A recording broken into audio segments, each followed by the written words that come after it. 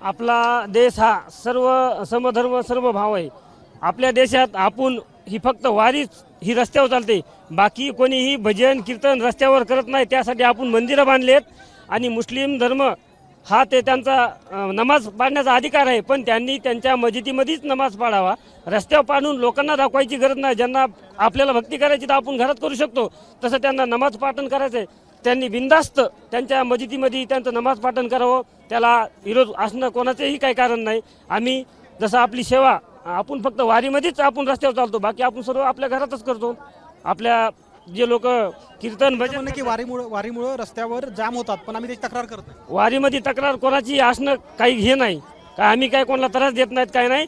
सर्व मुस्लिम बांधव सुद्धा पुण्यामध्ये अन्नदान करतात. हे आज मी कोण आहे ते मला माहीत नाही. त्यांनी येऊन बघावं आणि मग नंतर विचार करावा की ह्याचा लोकांना म्हणजे त्रास होतोय की चांगलं आहे. विषय काय आहे, वारी ही वर्षातून एकदा येते, बरोबर ना. मुस्लिम धर्मियांना दिवसातून 5 टाइम नमाज पाडावं लागते. वारीचा त्रास होतोय, खरं मान्य आहे, सगळ्यांनाच होतोय. हा त्रास नाहीये, हा विठ्ठलासाठी चाललेले आणि आज चालू झालेली प्रथा नाहीये, ही साल चालू झालेली प्रथा आहे. त्यामुळे विषय काय आहे की 5 टाइम नमाज आणि वर्षातून कधीतरी होणारा त्रास, ह्याच्यामध्ये फरक आहे ना फार मोठा. ते म्हणतात आम्ही तक्रार नाही करतो. आपण तरी कुठं तक्रार करतो ना. कधीतरी 4 लोक त्यांची तक्रार करणार, 4 लोक आपली तक्रार करणार. ती बाबा जे आहेत फार म्हणजे अति आहे, बाबा त्यांनी करू नका ना आम्ही करू नका. आमचं आम्ही करतो, त्यांचं त्यांनी करावं.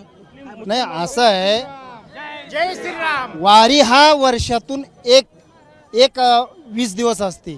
हा नमाज दिवसातून 5 वेळेस असतो.